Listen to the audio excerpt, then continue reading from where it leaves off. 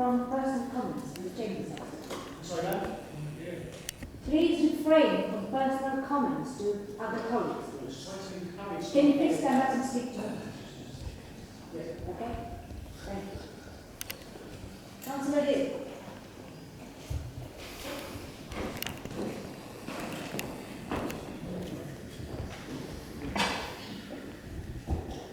Thank you.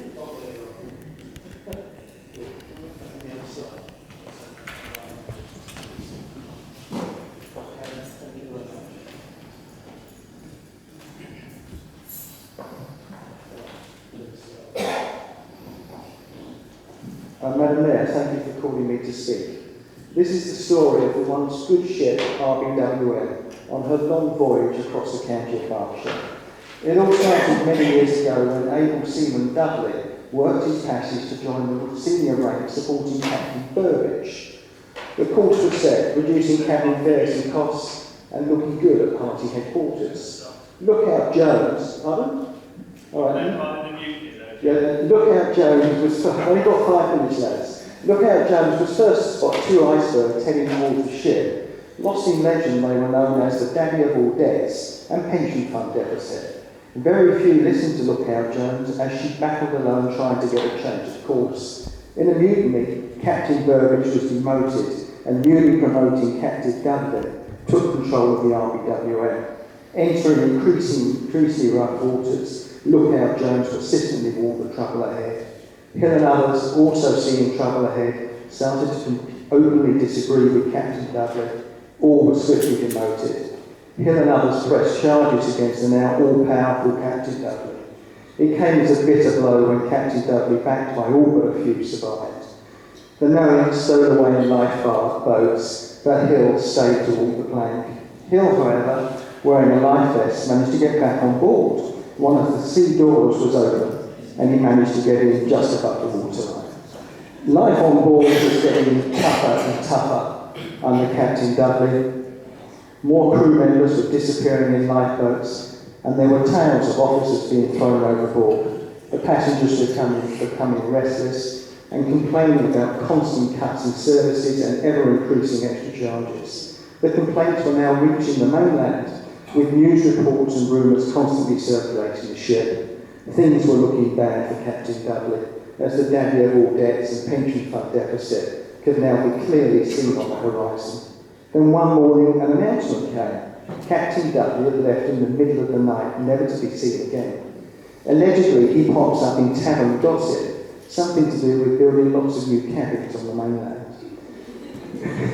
There is mounting fear of pension fund deficit, as if on autopilot she will collide with the ship, ripping a gash out of her below the waterline. The valiant but now skeleton crew will work around the clock to repair the damage and pray she doesn't hit again, but they know she will. Our new Captain Johnson parachuted in from the mainland and wittingly took the job, only to discover just how close to doom the ship is. Senior Technical Officer Sharkey managed to get expert help to diagnose the fault with the rudder and the engines. Combined, Sharkey and Johnson battled to find ways to repair the damage done by lack of maintenance of previous commands, so the RBWM can change course. Desperate to raise cash but hamstrung by company policy, Captain Johnson is set to increase cabin fares. Sadly, the highest proposed increase must go to the cabins housing the poorest passengers. The captain must also increase costs for all manner of much-needed rations aboard the ship. Passengers are becoming increasingly restless and very angry. However, those vital supplies are coming beyond the captain's reach.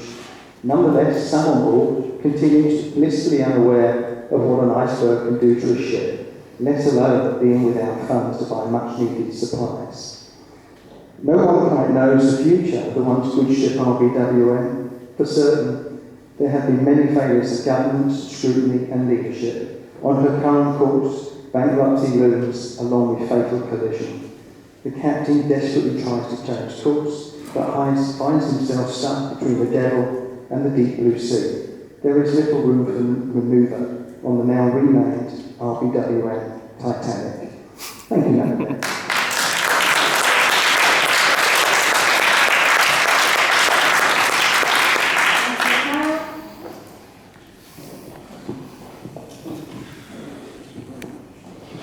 Thank you, Madam Mayor. I'm not quite sure how one follows that.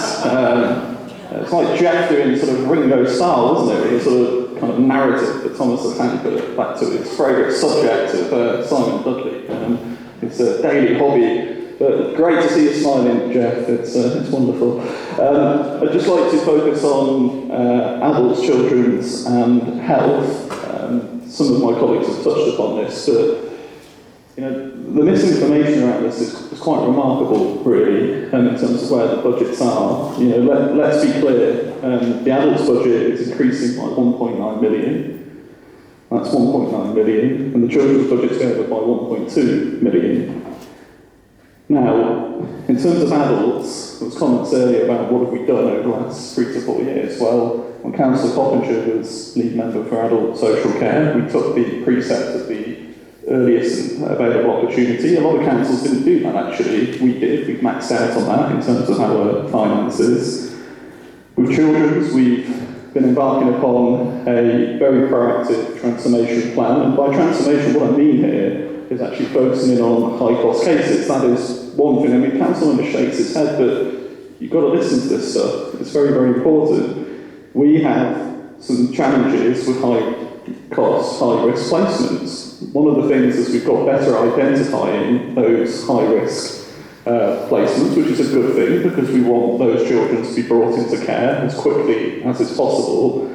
There is a higher cost associated with it. Now, actually, what we're doing in this budget, and we've already started that process, myself and the Director of Children's Services put more capacity into our commissioning capability to ensure that we can get on top of those cases, not just actually to bring down the overall cost pressure, but to improve the quality of care, the quality of package for those children. That's what's driving that.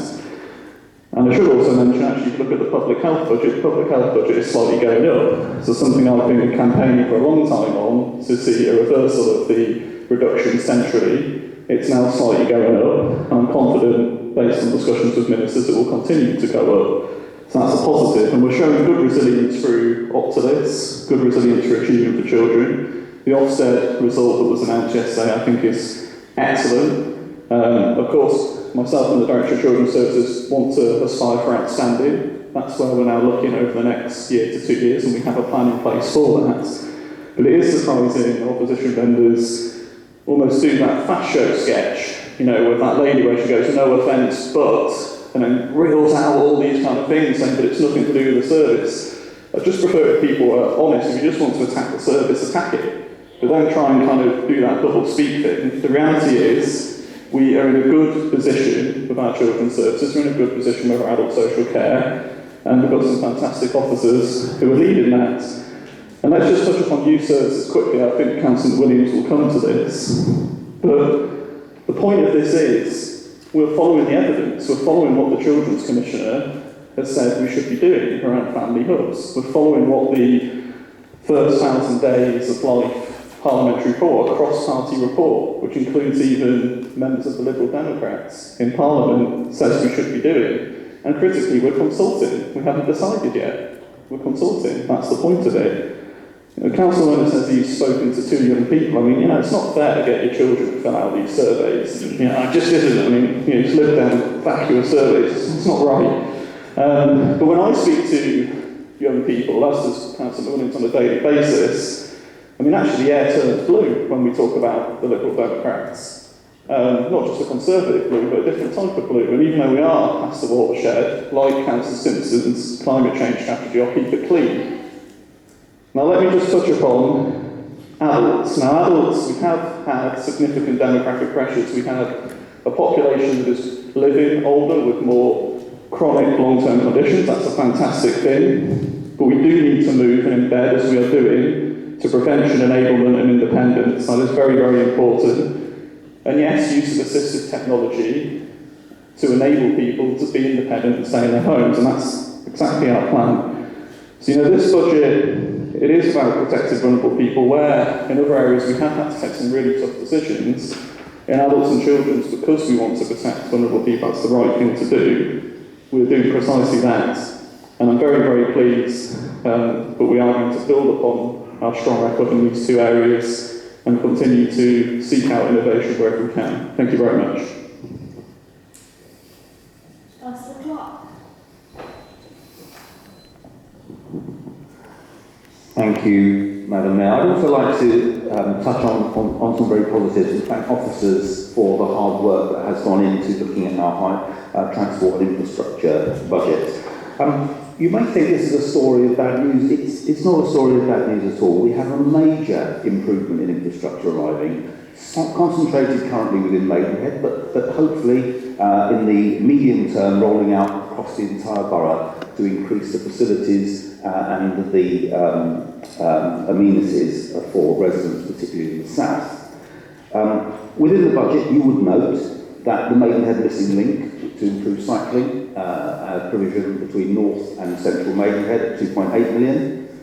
The station interchange and car park, 4.6 million, which I'll also congratulate our officers for looking at sources of funding to supplement the council's investments from the LEP and other available sources. And regarding the roads and potholes and repairs, to make it clear, our budget for road maintenance is 5 million. Within that 5 million, we have capital resurfacing at 1.9 million, a new find and fix budget of £100,000. And we also have the pothole pledge, which was designed to improve the state of our roads and has done so. If you drive outside of this borough, you will notice that the condition of roads is materially worse than you will find in this royal borough. The figure was not a figure of the scheme that was mentioned earlier. There were in fact 471 reported potholes under the scheme September to December, and in fact 476 were repaired because when they turned out to fix 471, they found an adjacent additional 5 that they took the opportunity to fix. So much do they enjoy fixing the holes when they come across them. And there may be an inference that will lead to an inferior service in future now that that scheme was ended. Of course it won't. Our find and fix web logging system works extremely well, and officers will be aware of reported potholes, and those potholes will be fixed on a priority basis where they have any impact on traffic flows, where they are repairs that have some urgency to them. They will be done rapidly, and there will be a rolling programme to make sure that the others are done in a sensible and cost-effective way, which is the watchword of this administration.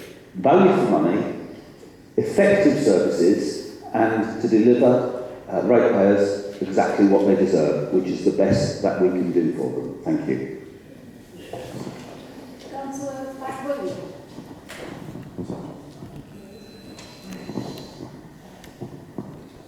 Thank you very much, Madam Mayor.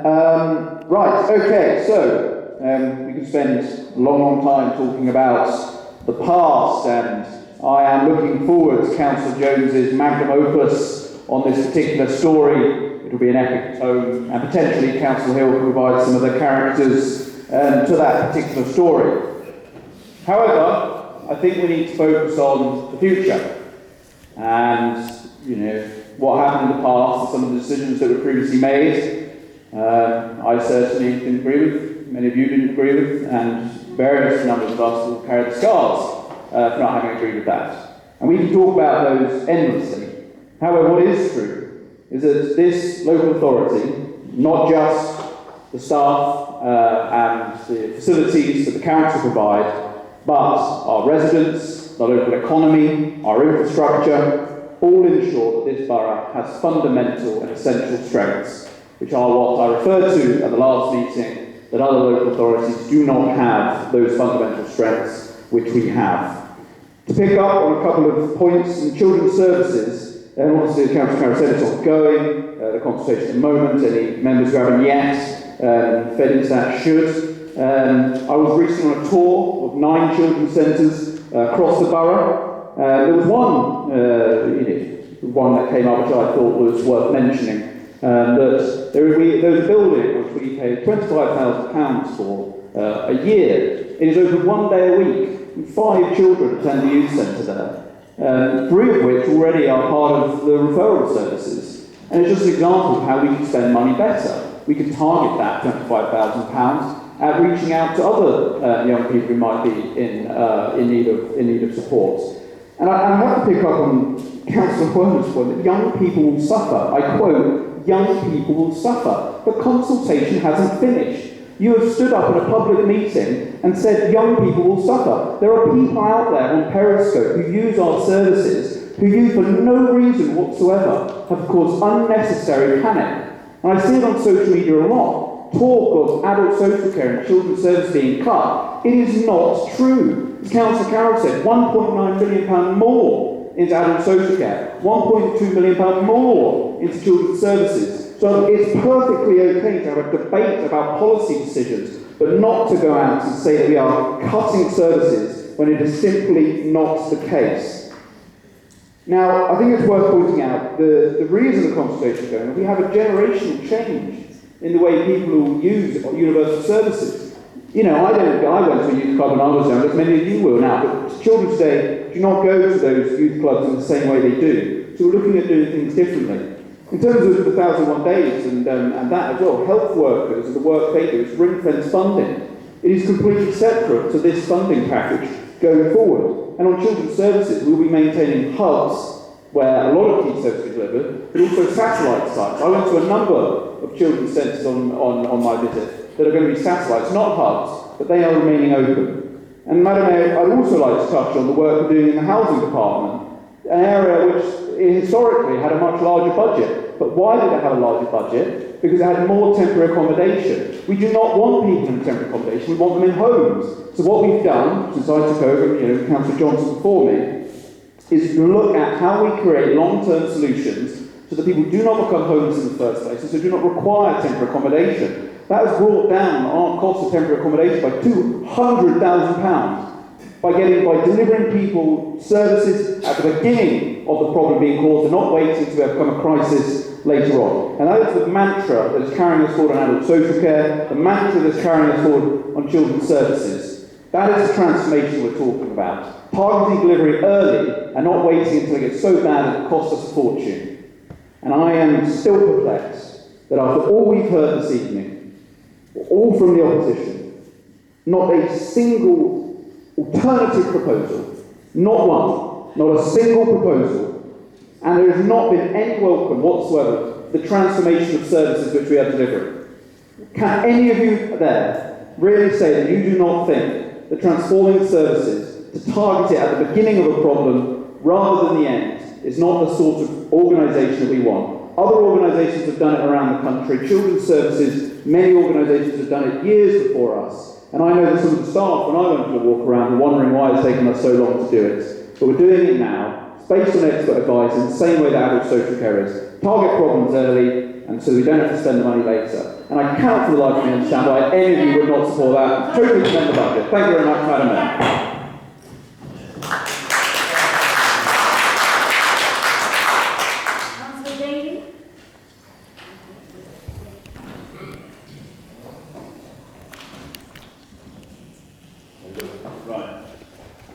Windsor contributes 40% of the council tax receipts to the RBWN, but does it get its fair share of capital investment? No, it does not.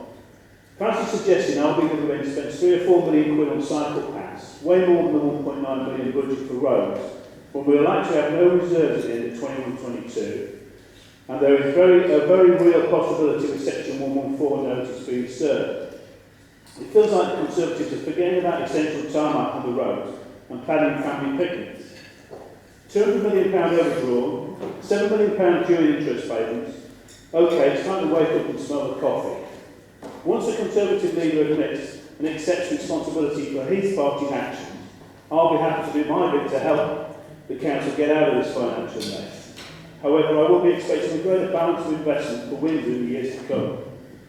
As a new independent leader on infrastructure, I'll be asking lots of questions moving forward and looking for answers. Questions like, why is the LEP's 100k for Ascot on the front page of the budget?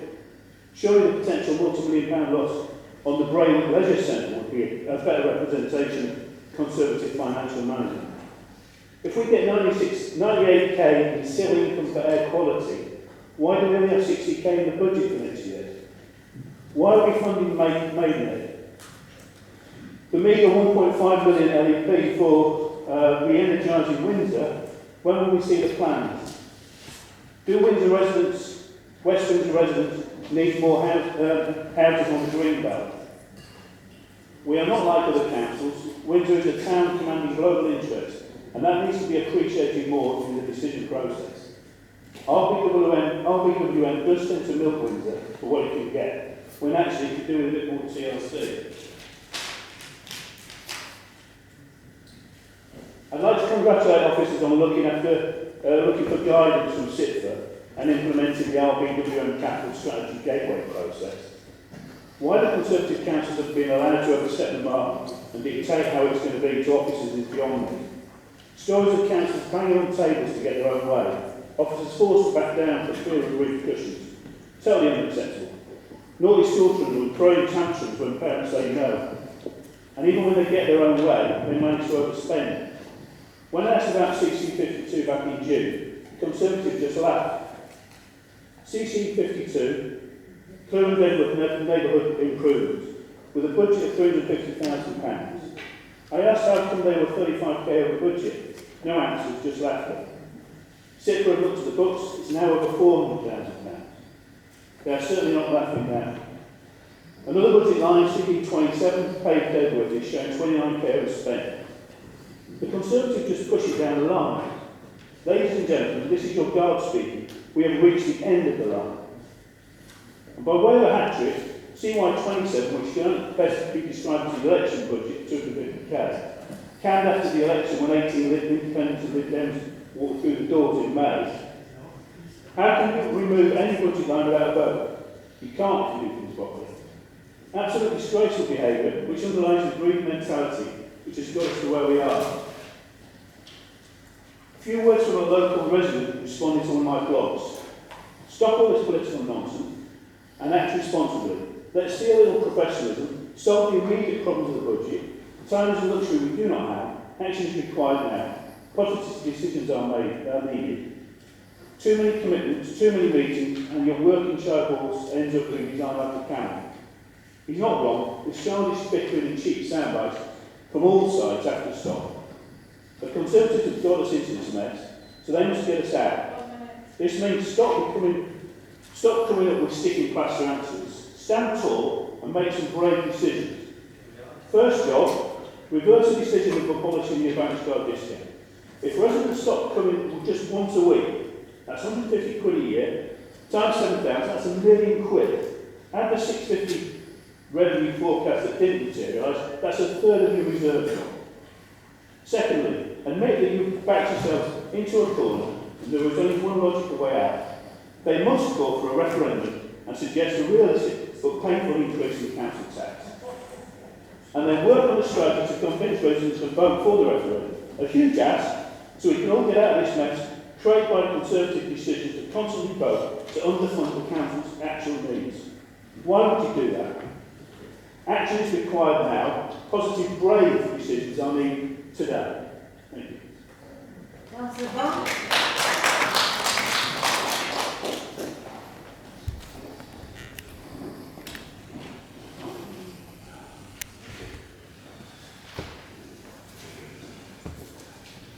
Thank you, Madam Mayor. I'll try and keep it brief, given the lateness of the hour.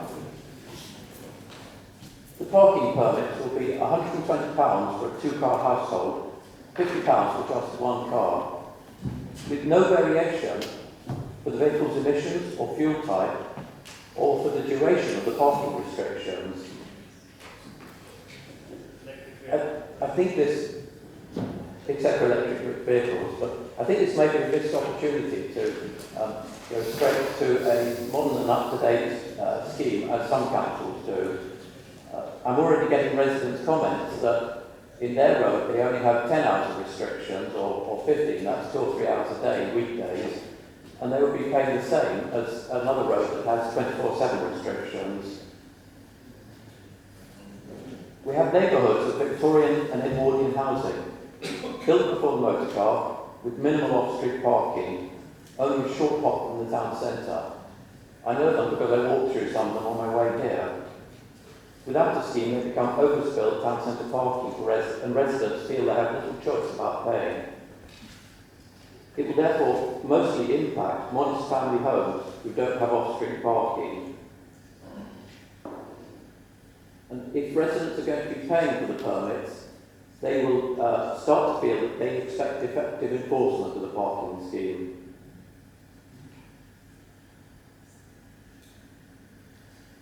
We did cover a lot about ways into work earlier in the questions and answers at the beginning of this meeting. I recently met someone supported by Ways into Work, and I can see why the service is highly valued.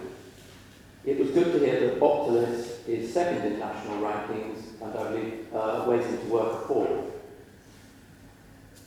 But it is a very ambitious programme, or saving. It's intended to reduce costs by 69%, from nearly 250,000 to just 75,000. Similarly with the adult social care transformation plan, it is the leader of the pack of cuts, as it is projected to save 1.7 million in the second year. I understand there are efficiencies to be made, but this seems very ambitious while we're trying to still help those who clearly need our support. I'm particularly concerned that with this very static budget, that we need to retain social workers for both children's and adult services. Otherwise, we end up paying agency rates.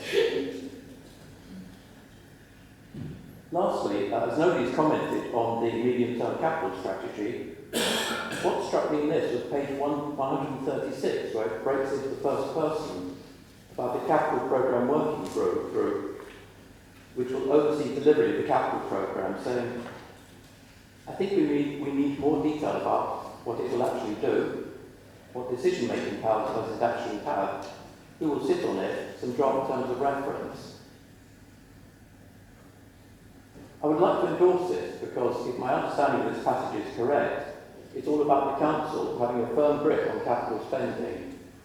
If this is Cabinet's decision, I think this needs to move from a work in progress to an effective working group.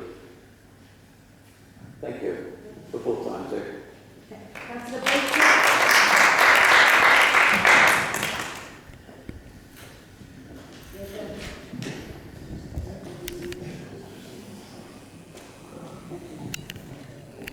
As a ward councillor, I would continue to pursue the Oaks Leisure Centre in Sunningdale. I realise this is important for the Ascot area as it has no swimming pool for our children to learn to swim or adults to use to keep fit. It has been a long desire in the area for the last 25 years. The nearest pool is 10 miles away in Windsor or in Camberley. There is no or very little public transport to either of these places. I, with my fellow councillors in the south of the borough, we will work together to make it a priority, and I would like to thank the lead member for finance and the leader of the council for mentioning the Oaks in their commitment in their speeches. Thank you.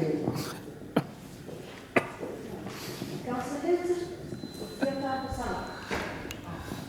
Did they?